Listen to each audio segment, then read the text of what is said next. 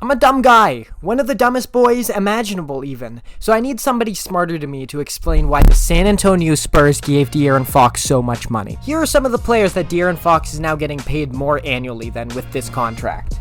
Evan Mobley, Cade Cunningham, Luka Doncic, Bam Adebayo, Joel Embiid, LeBron James, Donovan Mitchell, Tyrese Halliburton, Anthony Edwards, Kevin Durant, Jalen Williams, Paolo Banchero, Scottie Barnes, Pascal Siakam. Is he better than any of those players? I'm not saying it's a bad contract. That's not what I'm saying. Those are not the words that are coming out of my mouth.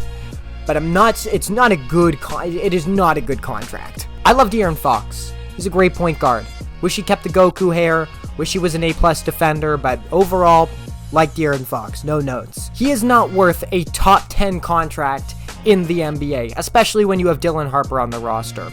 This decision is confusing for a lot of reasons, pretty much all the reasons that you can list, but I would say the main one is that they have Dylan Harper, who they've just drafted, and this contract not only overlaps completely with Dylan Harper's rookie deal, it actually exceeds it by 1 year. By the time Dylan Harper needs an extension, De'Aaron Fox is still going to be on the books for the Spurs, and he's going to be in his 30s.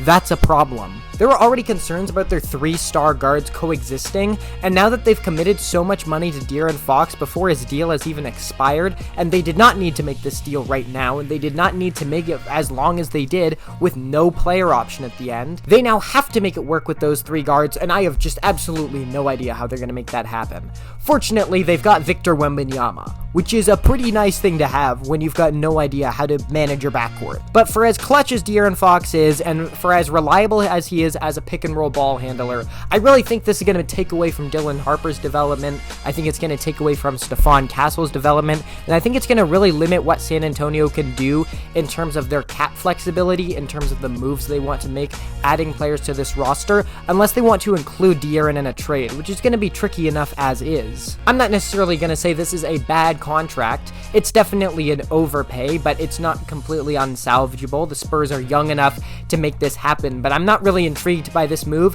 and I have no idea what San Antonio is cooking with this one, so someone's got to explain it to me.